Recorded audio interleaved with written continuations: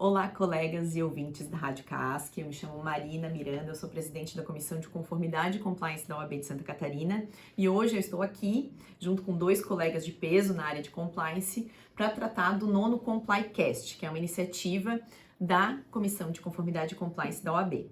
Inicialmente, eu quero fazer os agradecimentos à doutora Cláudia Prudêncio, que é a presidente da nossa seccional, e também ao doutor Juliano Mandelli, que é o presidente da CAASC e que oportuniza para a gente, periodicamente, conversar com inúmeros convidados e difundir o conhecimento sobre compliance. O tema hoje do nosso podcast, nosso ComplyCast, é Além das Regras, as nuances do compliance. E para tratar desse tema, eu aproveitei uma visita aqui à cidade do Dr. Godofredo Dantas Neto, que ele é atualmente presidente do Instituto Brasileiro de Direito e Ética Empresarial, que esteve ontem à noite num evento da Rede Catarinense de Compliance. Aproveitei a oportunidade para trazê-lo aqui para conversar conosco, e também com a doutora Mira Taira House, que é especialista em compliance e proteção de dados, membro também da comissão, e trouxe essa dupla aqui para a gente conversar um pouquinho de forma muito leve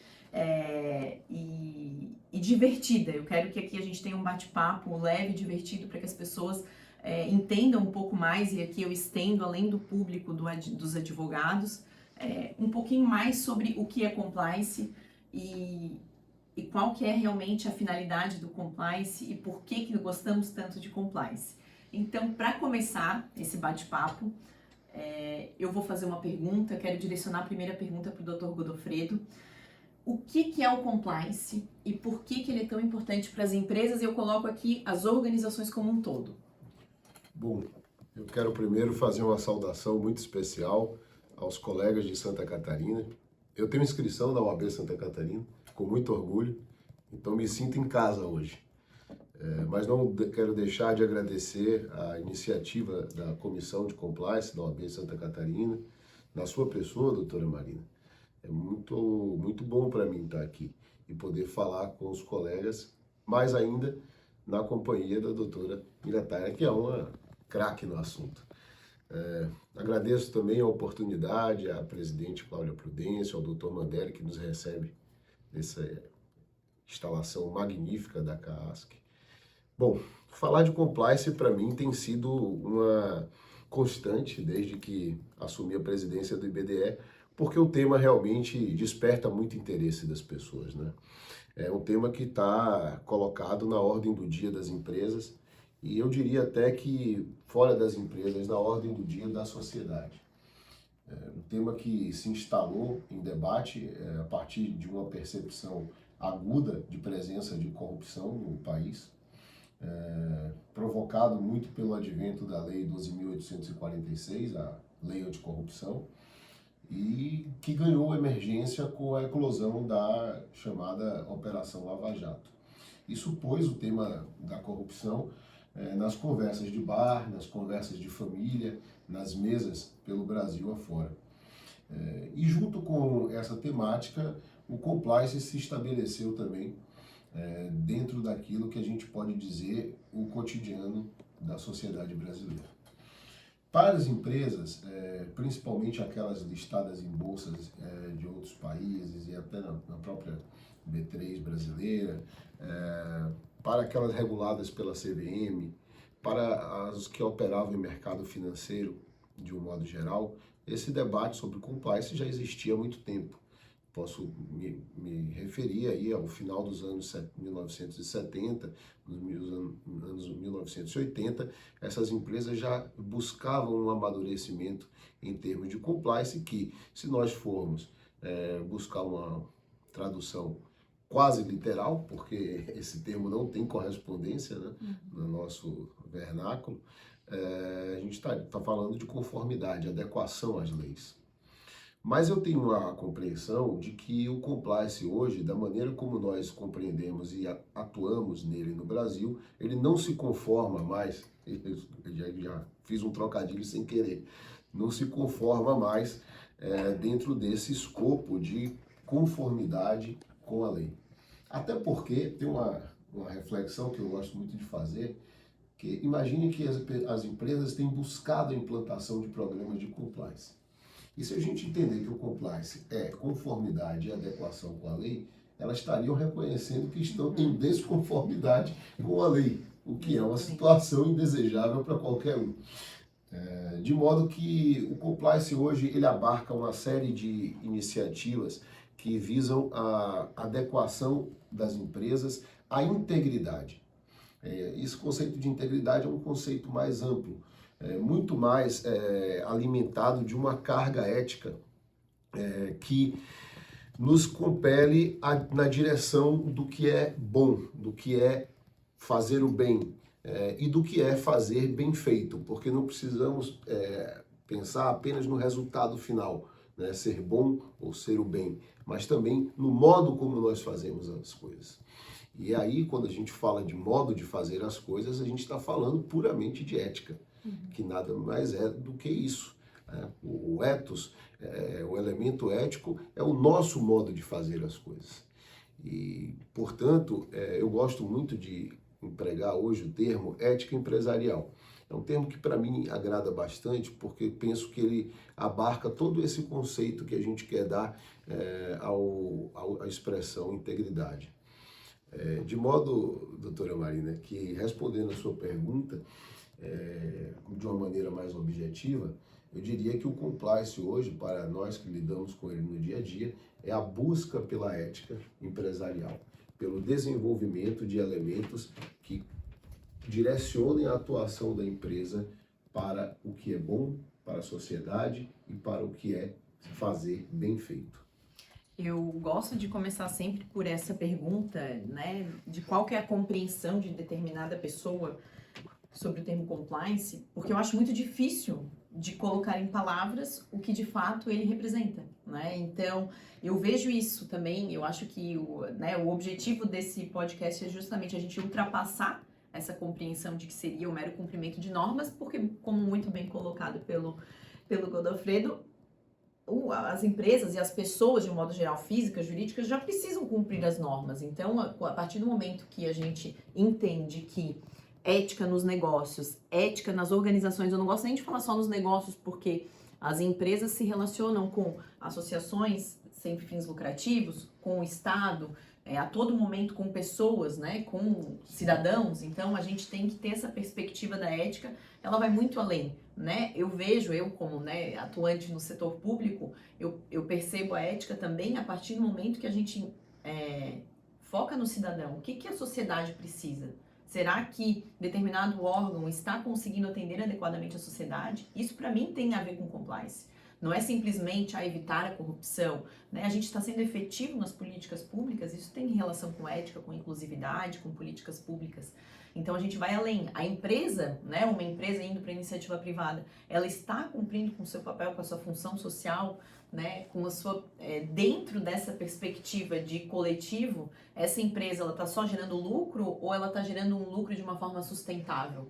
Né? E aí tá, a pauta ESG está aí para nos mostrar que hoje a gente não pode mais se preocupar com lucro sob pena de estarmos hoje colocando em risco a nossa própria existência. Né? Então acho que a gente tem que começar a difundir essa perspectiva mais ampla do conceito de compliance. E aí, Mira, vou tomar a liberdade de chamá-la de Mira. Eu queria que relatasse um pouco para a gente justamente a relação do compliance com as demais áreas de uma organização, né? A gente não pode ver o compliance numa perspectiva de uma caixinha fechada. Então, acho que é bom a gente trabalhar um pouco essa perspectiva. Queria que discorresse um pouquinho sobre isso. Eu gostaria também de agradecer estar aqui na presença de vocês, né? Da doutora Marina, enquanto presidente da Comissão de Compliance, do doutor Godofredo. É um prazer imenso, né? Estar aqui nesse podcast e tratando de um tema tão importante. Em especial porque saímos de um evento de lançamento, né? De um livro que trouxe a ética, né? A integridade, temas tão importantes hoje, não só no cenário corporativo, mas também na sociedade, como bem falou, né? Aproximar esse tema tão importante do povo, para que a gente possa também simplificar esse termo, né? Na prática. E nesse contexto, eu entendo que o compliance é multidisciplinar. ele é um guarda-chuva que abarca várias matérias. E a gente sim precisa simplificar, fazendo com que a gente aplique o bom e o bem no nosso cotidiano. Então, nas nossas relações, no nosso dia a dia corporativo, fazendo com que a conduta ética transpareça. E aquilo que a gente gostaria, né, de ver, ou que a gente espera, né, dessas relações, não só com o poder público, né, mas entre os entes privados, a gente consiga, de fato, trazer um pouco dessa integridade que a gente tanto fala, que a gente trouxe nesse livro, para aplicar no dia a dia. E nesse contexto, nas mais variadas áreas, como eu falei, eu acho que o compliance visa justamente fazer com que a gente olhe os riscos, né? Olhando os riscos daquele negócio, a gente consegue aproximar, né, essas pessoas que estão nessa primeira linha de defesa, fazendo com que elas entendam a importância que elas têm para a corporação e como a sociedade como um todo, né? E nesse contexto a gente vai conseguir trazer esse tema que num primeiro momento parece tão complexo para ser aplicado no dia a dia, mas essa não é uma tarefa fácil, porque a gente precisa em pílulas, em minutos, em podcasts, trazer esse termo, né? Trazer essa matéria e fazer com que o empresariado também entenda essa importância, né? A importância do compliance no dia a dia do seu negócio. E como que ele faz isso? Olhando para os seus riscos e também verificando quão perniciosa é a corrupção ou outros riscos de compliance que podem vir a afetar até a sustentabilidade, né? Essa perenidade do seu negócio. Porque todo mundo tem um negócio para ter lucro e quer que ele seja perene e sustentável. E a gente precisa olhar com os olhos de conformidade para que ele se mantenha ao longo do tempo. Então, eu acredito que a gente tem um campo muito fértil, como a gente falou ontem à noite, né, nesse contexto das matérias, o quanto a gente pode abordar, né, do tema compliance, para que a gente, de fato, veja isso sendo aplicado no dia a dia, né, de qualquer negócio, seja ele micro ou uma grande corporação. E me permita fazer uma observação. Esse ponto é muito importante, né? Trazer o compliance para o dia a dia. A gente, quando fala disso, fala de consolidação de uma cultura de integridade, uma cultura ética. Isso é muito importante. E eu acabei me recordando de algumas coisas que mostram bem a evolução que nós já tivemos aqui no Brasil, o amadurecimento nesse debate. As primeiras vezes que eu comecei a falar sobre ética empresarial, o tema principal era a lei anticorrupção. E não foram poucas as vezes em que, em programas de rádio, programas de televisão, ou mesmo em eventos, eu fui apresentado como um advogado especialista em corrupção. Hoje ninguém comete mais essa gafe. O termo anticorrupção também entrou como termo compliance, entrou na agenda. Era associado diretamente. Associado diretamente. E aí eu queria complementar dizendo que a Agenda 2030 tem um papel muito importante no alargamento dessa compreensão sobre o que é o compliance, sobre o que é a ética empresarial.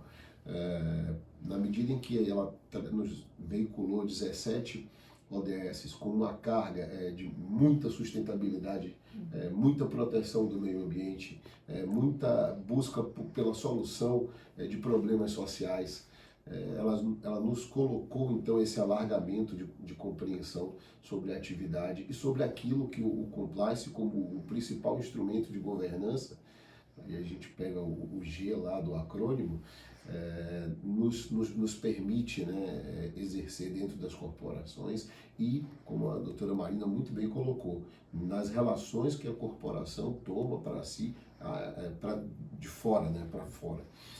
Não só as relações orgânicas, mas também as relações que ela passa a travar aí no ambiente em que ela atua, com todos os seus stakeholders e tudo mais. Então, eu penso que a gente precisa render uma certa homenagem em relação a esse alargamento às ODS, né, decorrentes aí da Agenda 2030. Hoje a gente não tem mais como falar de compliance sem falar da Agenda 2030. E eu acho curioso, assim, da minha perspectiva, do meu estudo e aprimoramento pessoal, eu acho que por muito tempo eu estudava o direito, eu sou administradora também de formação, então eu sempre estudei da perspectiva muito técnica, né? O que que a gente tem que fazer para conseguir de alguma forma chegar ao objetivo A, B, C, do ponto de vista do advogado, como é que eu resolvo esse problema. Mas a gente a gente vai no automático e eu, pelo menos, eu nunca fazia muitas reflexões sobre esse papel das organizações em relação aos problemas sociais. E eu acho que essa perspectiva do compliance, a partir do momento que você começa a se aprofundar nessas questões, por exemplo, a autodescrição, que o doutor fez ontem no evento, é algo que eu também comecei a fazer nas minhas apresentações pessoais, né, em palestras, enfim, públicas, que eu comecei a perceber justamente isso. A gente começa a estudar e se colocar no lugar daquele que realmente tem uma limitação, e hoje eu começo a reparar, esse auditório, ele não tem uma cadeira para obesos. Esse auditório, ele não tem uma entrada adequada para alguém que tem algum tipo de deficiência de locomoção, né, para se locomover. Enfim, a gente começa a perceber... Visual também, e a gente começa a se colocar quando a gente começa a estudar, porque senão a gente tem que sair do automático, né? Então aqui eu tô fazendo a perspectiva do S, né, nessa perspectiva de pessoas portadoras de deficiência, mas a gente tem que pensar nisso como um todo, né? E aí vem a questão da diversidade, das mulheres no mercado de trabalho. Isso é um problema que as empresas precisam realmente se importar, né? E aí a gente sai um pouquinho da pauta anticorrupção, que é uma pauta que eu sempre estudei muito da forma técnica, que a gente vem do ponto de vista técnico. Mas será que a gente não tem que aprofundar um pouquinho de por que existe tudo isso, né? Acho que a gente tem que começar a tentar entender para tentar combater de uma forma mais efetiva. Eu acho que esses problemas, né? E ontem conversávamos sobre como fazer com que pequenas e médias empresas valorizem o compliance. Porque, de certa forma, né, o cobertor é curto. Quando a gente fala de pequenas e médias empresas, é muito sobrevivência. Então, e a gente, quando fala de ética empresarial também, a gente tem que ter em vista que não é só corrupção do ponto de vista de relacionamento com a administração pública. A gente tem que pensar, sim, da corrupção, da ética empresarial nos negócios, de a gente ter um mercado justo entre as próprias empresas, entre os seus concorrentes, né? Sim. A questão concorrencial também. E como que a gente vai fazer com que essas empresas valorizem essas pautas, né? Seja em relação à integridade, seja em relação à inclusão, né? A pauta ESG, os ODS. Então, acho que é um grande desafio, talvez uma das medidas que a gente estava conversando, é começar a tipificar, né, do ponto de vista dos negócios, né, da integridade dos negócios, o suborno privado, entre relações privadas, né, como já veio aí na Lei Geral do Esporte, já temos um avanço nessa perspectiva, mas acho que esse é um grande desafio que a gente tem que começar a pensar, e a gente só consegue avançar a partir do momento que a gente se coloca no lugar de pessoas, de situações, e aprofunda um pouco e sai do tecnicismo. Eu acho que a gente tem que sair do tecnicismo para tentar avançar nessas pautas, né? A gente pensar, e aí, por exemplo, o meio ambiente... Humanizar, né? Humanizar mais a aplicação desses mecanismos de integridade do próprio compliance. E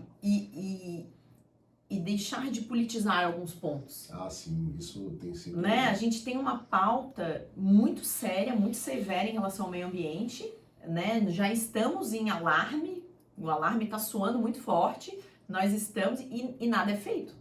Né? Assim, eu vejo do ponto de vista, nada é feito, né? Eu estou generalizando, mas eu vejo que não é uma pauta que as pequenas e médias empresas elas levam em consideração, e a gente tem que começar a pensar nisso.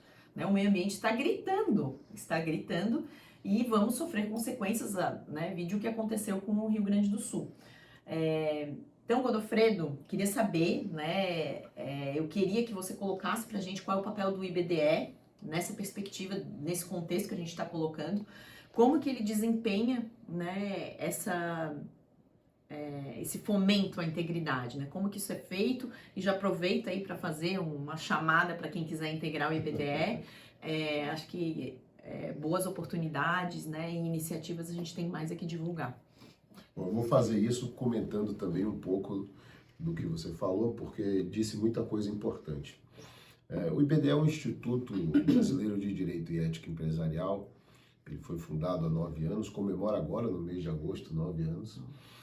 E foi fundado por pessoas preocupadas na emergência ali da Operação Lava Jato, em aprofundar e fomentar a ética dentro das empresas, das corporações. Essa era uma preocupação que foi posta de forma emergente em razão daquilo que nós experimentamos naquele momento. E basicamente a nossa ideia é fomentar a ética nas relações entre as empresas e a sociedade e nas interações das empresas com a administração pública. Vamos dizer que esse é o nosso guarda-chuva de atuação. Dentro dessa atuação, a gente considera a multidisciplinaridade que a ética empresarial apresenta e atuamos através das nossas comissões, principalmente, e de forma primordial. Então, são 13 comissões, dos temas mais variados. Então, tem a comissão ESG, a comissão de ética na insolvência, que hoje é um tema que está emergente, porque os processos de recuperação judicial eles estão sendo muito afetados pela falta do elemento ético, seja na instalação desses processos, seja no próprio trato que as empresas têm dado aos seus processos de recuperação judicial. Há anúncios de muita fraude, há anúncios agora no agro, isso tem sido colocado de uma maneira muito importante, que os processos de recuperação têm sido mal utilizados. Então, a gente atua também, tem comissão de compliance trabalhista, que aí esse tem uma pauta importantíssima hoje, que é a do assédio. É uma emergência que nós estamos sentindo também. E eu vou aproveitar, por falar de assédio, falar de questões de ordem de compliance, integridade trabalhista, com algumas coisas que você falou e que são muito importantes. Veja, o que você reclamou é que precisa haver dos operadores de integridade, dos operadores de compliance, dos oficiais de cumprimento, para fazer aqui um pouco um paralelo com a denominação que os de língua hispânica utilizam, né? Um esforço e uma proatividade nas ações. Você está coberta de razão. Porque, veja, com relação, por exemplo, a questões discriminatórias, as discriminações negativas, raciais, por questões de deficiência, por questões de xenofobia, Gênero. E gênero, tudo isso é crime. Uhum. Se você pratica uma conduta dessa natureza, você vai cometer um crime, certamente. Então, não fazer não é suficiente. E não fazer é o básico, que é não violar a lei. Aí a gente volta para o que falávamos no começo. Não é somente cumprir a lei, ou não descumprir a lei. É fazer muito mais, é buscar de uma forma ativa a integração das pessoas. Isso é um reclamo, isso está na Constituição Federal, isso não é novo, né? A gente precisa ter a consciência de que o que está sendo proposto não é uma novidade.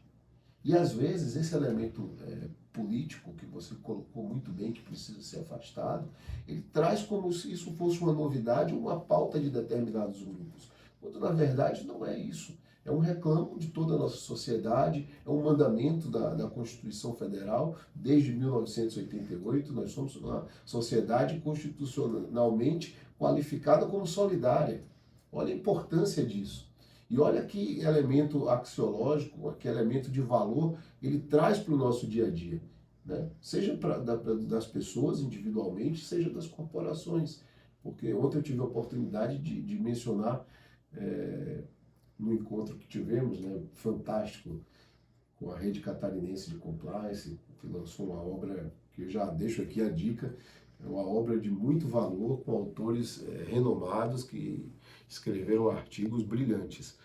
Fica a dica aí para quem quiser acessar conteúdo sobre compliance de qualidade. O livro dos 5 anos da Rede Catarinense é uma baita oportunidade para desenvolvimento profissional e assimilar conteúdo relevante.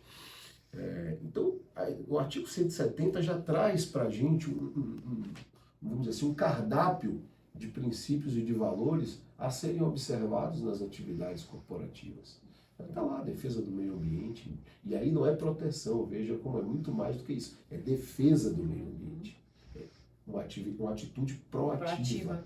E não simplesmente a inação, eu vou ficar aqui quietinho que eu não vou fazer nada de ruim. Não, você tem que fazer coisa de bom. É isso que está sendo reclamado pela sociedade, é isso que a Constituição Federal nos inspira. E esse ponto é muito importante para nós no IBDE. Então a gente busca ter essa proatividade. Eu queria destacar a nossa revista, vou aproveitar para fazer uma propaganda, ela foi toda produzida pela nossa comissão ESG, mais uma entrega de comissão do IBDE. E essas comissões elas se debruçam sobre os temas constantemente para serem propositivas para a sociedade, para as corporações e para os profissionais da área, para que sirva de inspiração na medida de que o nosso esforço, que é voluntário, o IBDE é um instituto sem fins lucrativos, seja um movimento de impulsionar a atuação de outras pessoas. E nós estamos sempre de portas abertas a todos que nos procuram, seja para firmar parcerias, como é o caso da Rede Catarinense de Compliance, seja para se juntarem a nós nesse esforço. Somos cerca de 120, numa formação multidisciplinar, e aí nós temos lá administradores, muitos, engenheiros, a maioria é de advogados, uma expressiva maioria de advogados, que trabalham com os temas próprios do compliance e da ética empresarial.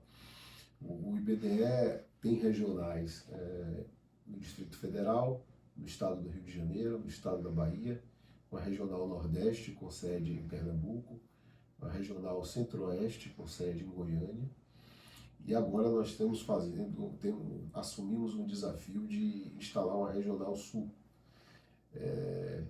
Eu devo dizer que nós atrasamos um pouco em razão do que ocorreu em Porto Alegre, porque seria lá a sede.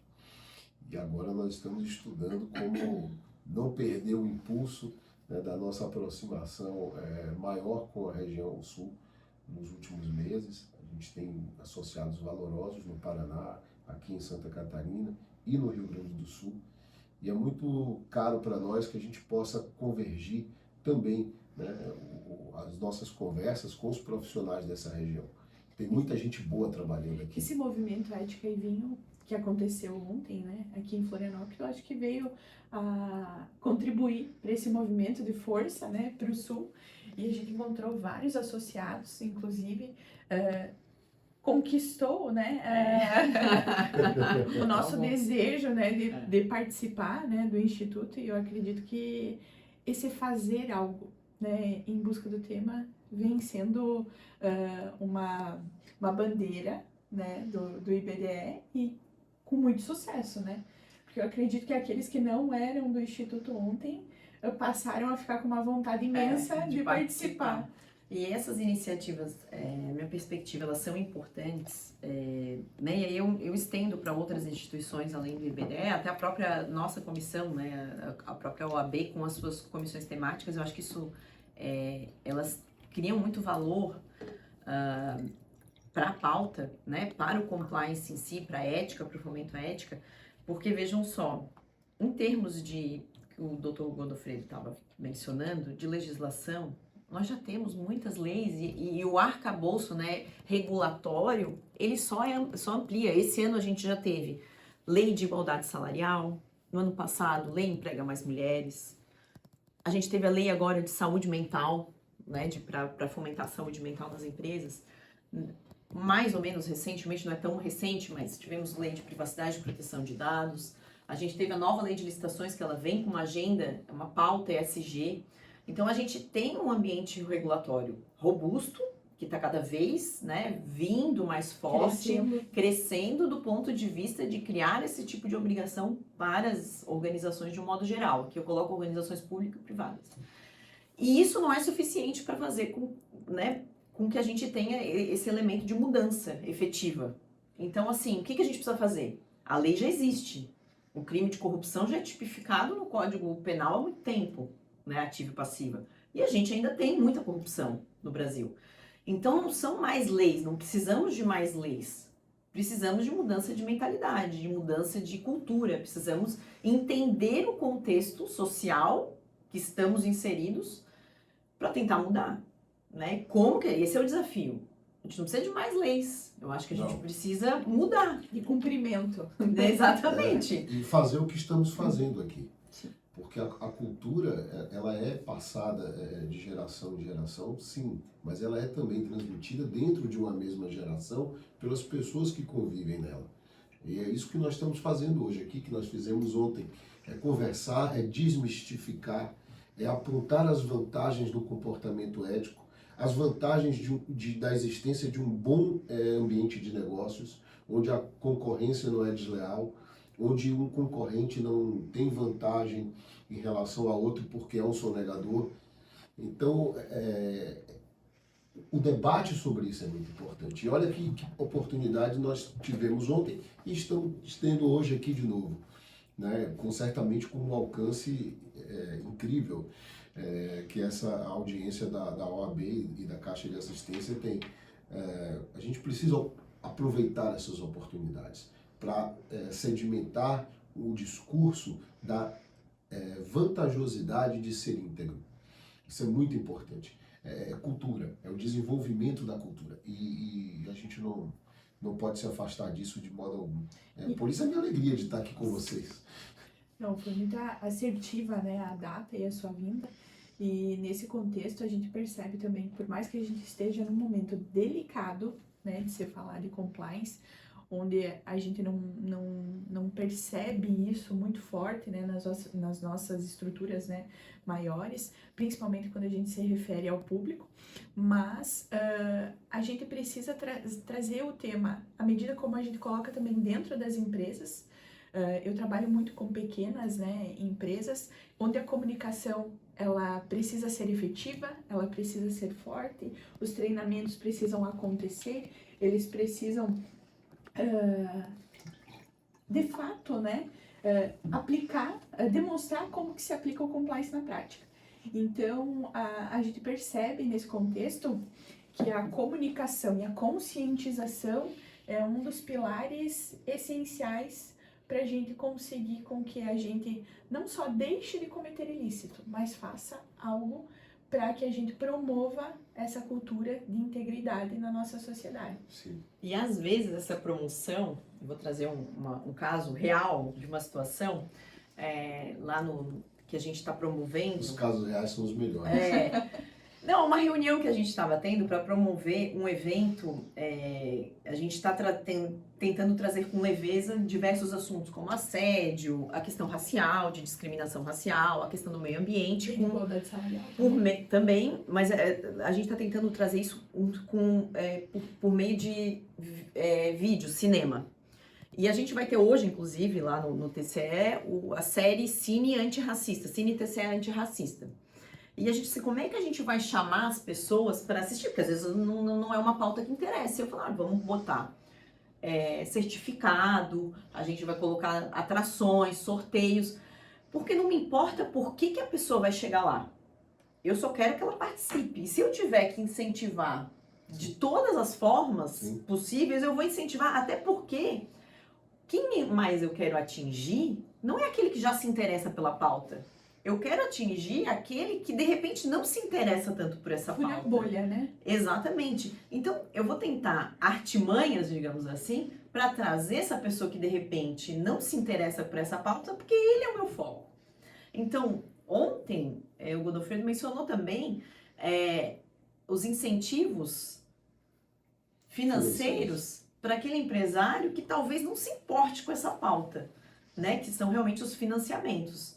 Né, os investimentos que o Estado, né, os bancos de fomento têm feito para quem realmente tem os programas de integridade. Então, talvez esse empresário, ele não leve em consideração num primeiro momento essa pauta, porque talvez isso não faça parte do dia a dia dele. Mas a gente tem que pensar em formas de incentivar para trazer essa pessoa para perto, para começar a discutir e conversar sobre o assunto. Né? Aí vem a Lava Jato. Ninguém falava sobre corrupção tão abertamente no ambiente de negócio como a gente fala hoje.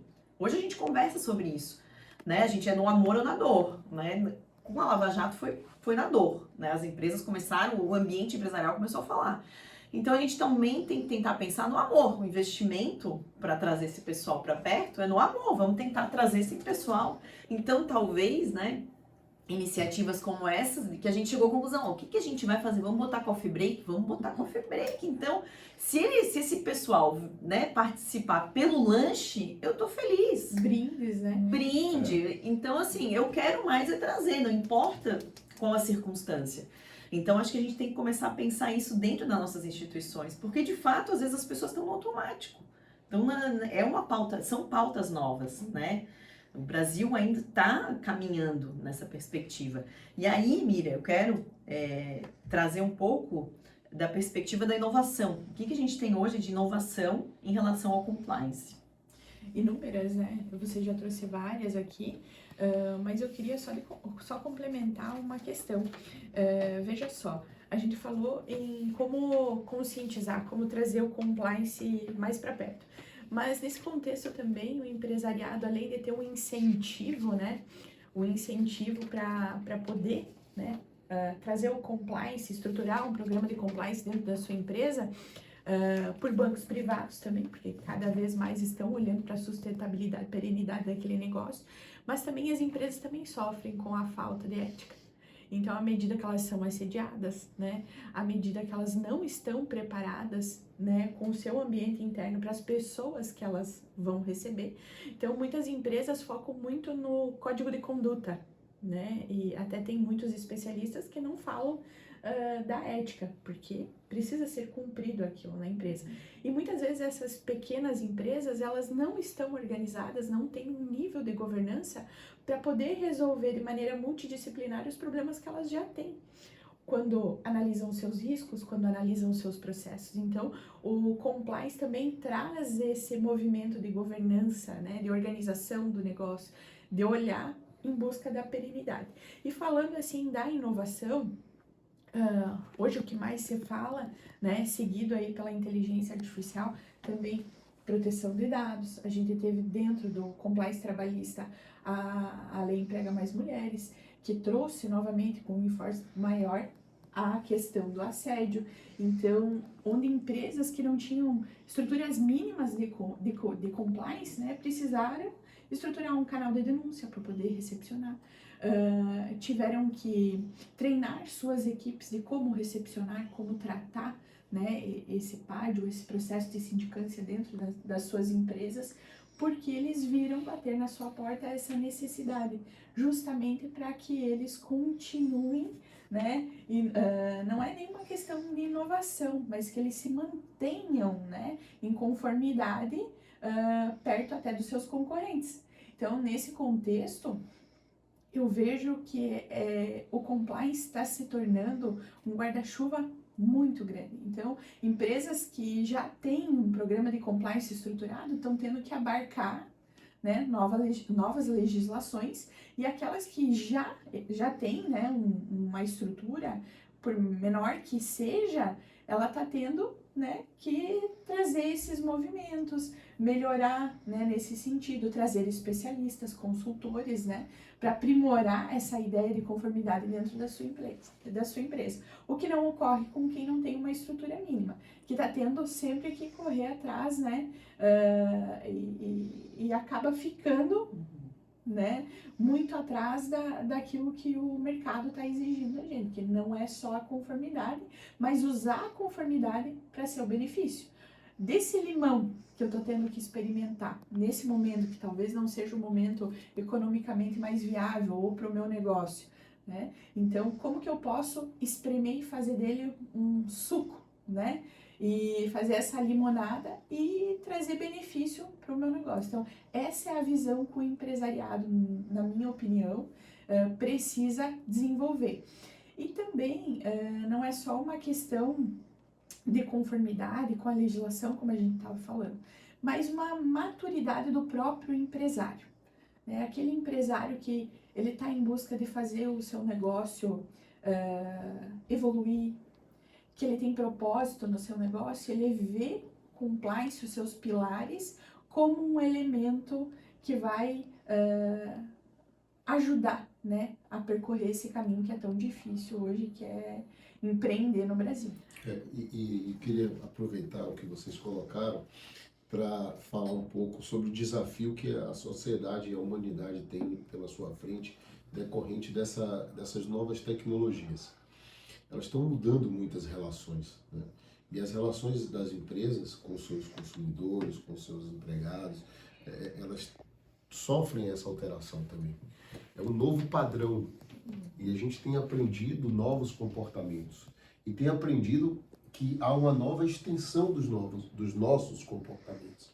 Porque aquilo que antes estava adstrito a um núcleo específico, hoje em questão de segundos pode viralizar e se tornar de conhecimento público. É muito importante a gente ter a percepção de quanto isso nos afeta. E veja, a doutora Marina fez uma observação sobre a questão dos incentivos. Os estudiosos da moralidade, eles nos dizem sempre que a nossa moralidade ocidental, pelo menos, e alguns até dizem que isso é comum a todas as culturas, inclusive as do Oriente Médio e do Oriente, ela é construída a partir de atribuição de negativo ou positivo às condutas. E aí, dentro desse negativo e positivo, vem o castigo ou a premiação. A nossa moralidade, dizem esses especialistas, eu não sou um deles, ela não é construída a partir de valores. Então, as nossas condutas não são orientadas e as decisões que nós tomamos não são simplesmente nós não chegamos a ela por valores. Nós chegamos a ela por benefício ou castigo. É assim que nós pesamos o que a gente faz, né? Essa foi a construção. E o grande desafio que a gente tem quando lida com integridade, com ética empresarial, é justamente fazer com que as pessoas se movam por valores. Sendo que os neurocientistas falam isso, a gente não consegue pensar de outra forma se não for por castigo ou premiação. Alinhar esses dois mundos é muito difícil.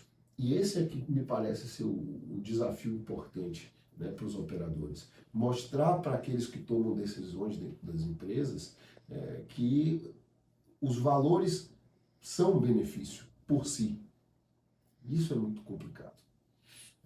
E a gente não pode se afastar da compreensão de que se, tudo bem, a nossa construção moral é dessa ordem, vamos usar ela então. Vamos atribuir para esses valores não o castigo do custo mais alto para a empresa no seu modo de produção, no seu produto final, mas que a gente tem um valor que vai trazer benefícios, por exemplo, de ordem financeira. E aí tem que ser pragmático. O empresário não vai tomar uma decisão que vai causar prejuízo financeiro para a empresa. Isso é antieconômico, isso é anti-empreendedorismo. Né? O empreendedorismo ele busca o progresso através da maximização de lucro. E é justo que seja assim. E talvez o benefício que esse empresário vai ver em adotar determinada medida vai ser a imagem que ele vai repassar para o mercado. Sim, e que ele entender que com uma imagem melhor, ele vai ter mais acesso ao mercado. Exatamente. E vai ter também, e isso está colocado a partir da Agenda 2030, né? Na última COP passou de $1 trilhão. A disponibilidade econômica para investimento em programas de inclusão, aqueles programas que obedecem lá às ODS, de preservação do meio ambiente, de inclusão de minorias, de proteção social. Então, mostrar que há o benefício é fundamental. Eu vejo isso de maneira muito clara quando a gente fala de proteção de dados. Por quê? Porque quando a gente fala da legislação de proteção de dados, né, e todo o arcabouço normativo que traz, e quando a gente fala de um programa de compliance, toda a documentação, né, que a gente precisa criar para justificar que aquela empresa está em conformidade, que é, num primeiro momento, que o empresário vê, o que o mundo corporativo vê. Mas, na verdade, o que proteção de dados significa? A gente trazer essa clareza de quão é necessário a gente se proteger. Proteger os nossos dispositivos pessoais, proteger o nosso ambiente corporativo, né, diante das ameaças que circundam hoje e que são inúmeras. A gente não vive no mesmo mundo de 50 anos atrás. Hoje a ameaça é outra, ou existem mais ameaças do que se tinha lá atrás. Então, olhando para o início dessa nossa conversa, quando a gente falou de corrupção, e agora quando a gente trouxe essas inovações, quando a gente fala de proteção de dados, agora com a inteligência artificial que maximizou sobremaneira todas essas questões, até que ponto a facilidade, né, vai me colocar, né, numa situação de risco para com a minha empresa. Até quando não treinar o meu colaborador, de repente eu posso estar abrindo segredos do meu negócio. Então, conhecer do meu negócio, conhecer dos riscos da atualidade é extremamente necessário. E alinhar tudo isso com essa visão de governança e perenidade, que eu repito mais uma vez, dos negócios, porque sustentabilidade não é só alinhado com o meio ambiente, mas buscar esse propósito, né, que é o lucro, né, que não é o único dentro dos negócios, que o empresariado está focado nesse momento. Então, eu vejo com muito bons olhos e, repito, né, a gente tem um ambiente muito fértil aqui no Brasil para tratar desse tema. E também uma ótima oportunidade de a gente deixar estruturar, né, nossos programas de compliance, melhorar e desenvolver aqueles que já tem nas suas empresas, justamente para poder fazer, abarcar, né, todas essas legislações que estão vindo e pensar como, enquanto sociedade, né, para que o meu negócio também seja fomento dessa nova cultura de integridade. A gente vai aprender na dor ou no amor. Acho que esse é o... Eu acho até que nós já tivemos muita dor, sabe? Eu não sei se nós aprendemos com ela. Me parece que não, né? Vejam como o Compliance Anticorrupção, que foi o primeiro a ter acolhida e participar dos debates do cotidiano, como falamos lá no início da nossa conversa, ele tem andado um pouco sumido, né? Mas precisamos manter essa chama acesa, aquecida, né? Sem que isso também apague as outras coisas. E compreender um pouco que a gente não precisa tanto de normas. Vamos lá, num ambiente deteriorado institucionalmente, de baixa qualidade institucional, de baixo desenvolvimento ético, é normal você ter uma maior incidência de normas. Você precisa ter mais normas para regular, porque os comportamentos não são autorregulados. Então esse elemento de castigo, ele precisa estar sempre pairando sobre as pessoas, os agentes, para servir de inibidor de más condutas. Num ambiente culturalmente mais ético, mais voltado para a integridade, a necessidade de uma incidência normativa robusta, ela é muito menor, porque as coisas acontecem naturalmente. Então, é esse desenvolvimento de cultura, e eu tenho a todo tempo levantado essa bandeira, de que muito mais do que normas, a gente precisa de conversas, como a que nós estamos tendo aqui. A gente precisa falar o tempo todo. Rui Barbosa, e aí aqui na OAB é sempre bom citar Rui Barbosa, não só por ser o patrono dos advogados brasileiros, mas porque é um homem que inspirou e deixou um legado tremendamente importante, inclusive sob o ponto de vista ético. Rui Barbosa, ele dizia que num ambiente deteriorado pela corrupção, o homem honesto tinha vergonha da sua honestidade. E o que a gente precisa fazer hoje é provocar o contrário. É que termos ambientes nos quais os desonestos tenham vergonha da sua desonestidade, que eles se escondam, que eles não nos coloquem sempre à nossa frente, a desonestidade deles como algo normal, como algo que deve ser aceito. A gente precisa falar o tempo todo, a gente precisa apontar as coisas boas, as virtudes, para que o mal não apareça mais do que elas. E no ambiente tecnológico isso já está acontecendo, né? Quando a gente fala do dano à imagem. Sim. Então, uma empresa que teve aí exposto, né, qualquer ilícito e ilegalidade, ela já está em todas as capas de jornais, ela está nas mídias sociais e muitas vezes esse prejuízo é muito maior do que ele poderia enfrentar com uma sanção, né, um processo administrativo que muitas vezes pode até caducar e, enfim, ter essa multa de repente não cobrada, né, juridicamente. Então, nesse contexto, eu percebo que esse dano à imagem ele é muito mais pernicioso do que o próprio fato dele estar envolvido num processo. É um dano reputacional. Até porque hoje a gente tem também um mercado que se importa com isso, né? Que as pessoas deixam de comprar determinado produto ou determinada marca por determinada violação ou por Sim. determinado escândalo que aconteceu. Então, é a perenidade dos negócios, né? Então, E o consumidor tá ligado, Muito, também. Ele tá... E o mercado como um todo, acionista, né? Hoje, fornecedores, do diligence de fornecedores. Então, os empresários têm que se preocupar, de fato, porque mais cedo ou mais tarde isso vai acabar impactando, né? E podcast bom é podcast que a gente faz um roteiro e não segue. Porque alcançamos o tempo, falamos de muitos assuntos interessantes, pautas riquíssimas. E eu assim, não... A primeira e a segunda pergunta. E agora Baixa incidência normativa. Baixa incidência normativa. Exatamente. Olha, não segui nada que estava aqui, coloquei alguns pontos para a gente conversar, algumas perguntas, algumas possibilidades, e o papo simplesmente fluiu. E agora, a gente se encaminhando para os finalmente, eu quero deixar a palavra aberta para os nossos convidados. Mira, começar pelas mulheres. Novamente agradecer a oportunidade. Eu acredito que foi muito proveitoso estar ao lado de vocês dois. Eu percebo assim o crescimento só de ouvir Dr. Godofredo. Foi uma experiência ótima estar aqui mais uma vez, né, no ComplyCast, justamente por causa dessa leveza, tratar de um tema tão importante, né, para a sociedade e também no ambiente corporativo. E nesse contexto, eu acredito que olhar para o compliance hoje é uma necessidade.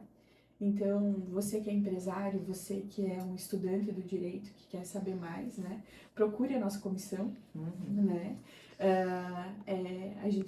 novos integrantes, né, são bem-vindos, e pessoas que possam trazer esse tema e fomentar ele na sociedade também.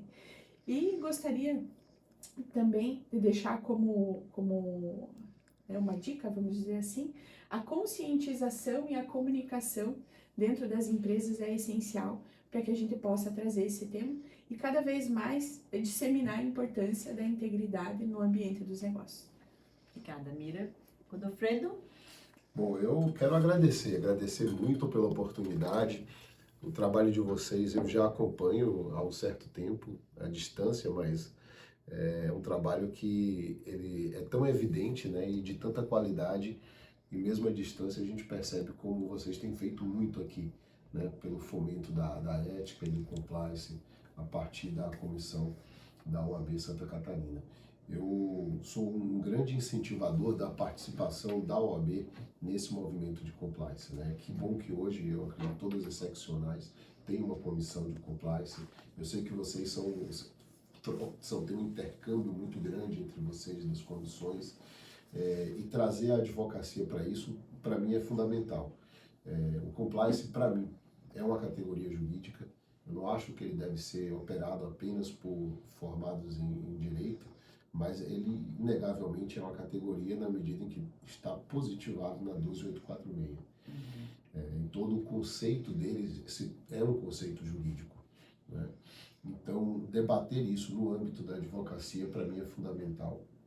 O IBDE está sempre muito próximo das comissões de compliance das várias seccionais da OAB, do Conselho Federal, porque eu penso que esse é o ambiente mais rico que a gente pode ter para desenvolvimento sobre esse conceito. Poxa, uma alegria imensa. Eu fiquei muito muito feliz de ter participado aqui nesse podcast com baixa incidência normativa, que está pronta necessária. E essa troca de experiência com vocês é muito enriquecedora. A doutora Mirataira, eu tenho o prazer de conhecê-la ontem e hoje um pouco mais. A doutora Marina, que eu acompanho de longe, como disse, mas agora tive a oportunidade de conhecer pessoalmente. Eu quero deixar as portas do IBDE abertas para todos os colegas de Santa Catarina e os que nos assistirão também de outros estados. Venham nos conhecer, venham entender um pouco do que a gente faz mais de perto e, se possível, contribuir conosco para o desenvolvimento da ética nas relações empresariais. Pessoalmente, mais uma vez, quero registrar minha alegria, porque também sou um filho dessa casa, né? Na medida em que tenho a minha inscrição aqui com muito orgulho em Santa Catarina. E aí deixo um recado para vocês: não abandonem a discussão sobre a ética. Não entendam que esse é um tema chato, não entendam que esse é um tema que as pessoas não querem tratar. Ele é fundamental. Nós vivemos um momento muito grave de emergência em razão dos efeitos da mudança climática. E é a integridade empresarial a base para que nós possamos mitigar os efeitos nocivos dessa emergência climática. O principal elemento, dizem os especialistas, é o uso indiscriminado de combustíveis fósseis, mais do que qualquer outro. E a conscientização disso para a nossa sociedade é muito importante, porque nós não vamos mais imaginar que daqui a 100 anos o mundo será desértico, nós não vamos imaginar que daqui a 100 anos o mundo vai ser um caos climático. Não, nós já estamos experimentando hoje os efeitos disso. O que ocorreu no Rio Grande do Sul, a concentração de chuvas muito intensas em períodos muito curtos, é um efeito que nós já estamos sentindo cotidianamente. Isso tem acontecido e não foi só no Rio Grande do Sul, aconteceu no litoral de São Paulo, aconteceu no Rio de Janeiro, e provavelmente e lamentavelmente vai acontecer em outros lugares. Integrem as corporações de vocês, integrem o seu modo de vida nesse elemento ético que nos força e nos compele a proteger a nossa casa, e nós não temos outra, né? Não temos para onde ir. E as gerações futuras merecem um planeta melhor do que o que nós temos hoje. Esse é o meu chamado e, mais uma vez, a minha alegria é imensa e o IBDE está de portas abertas. Bom, eu só posso agradecer a presença dos dois. Ouso dizer que foi um podcast, um dos top 3.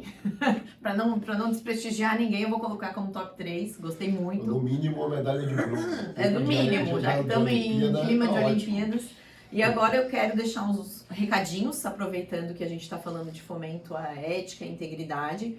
A comissão, no dia 2 de setembro, vai fazer um ciclo de estudos aberto a qualquer interessado. E o tema vai ser Compliance para Startups, né? Então, a gente está numa cidade que é um polo de tecnologia, então o nosso objetivo é fomentar o compliance nas startups, que estão sempre ali no sufoco, para manter as atividades, para conseguir crescer e rodar e investir. Um unicórnio, exatamente, eu ia até falar do unicórnio, mas que estão ali no dia a dia, no Equipe, que faz tudo. Então a gente vai fazer um ciclo de estudos focados para as startups. E o próximo ComplyCast também a gente já tem tema, também falamos muito de inovação hoje. O próximo ComplyCast vai ser sobre compliance e inteligência artificial. Então já estou fazendo aqui um spoiler. Agradecer a todos, agradecer a Ju, muito obrigada. A Ju está aí nos filmando, sempre nos apoiando. E até o próximo ComplyCast. Muito obrigada.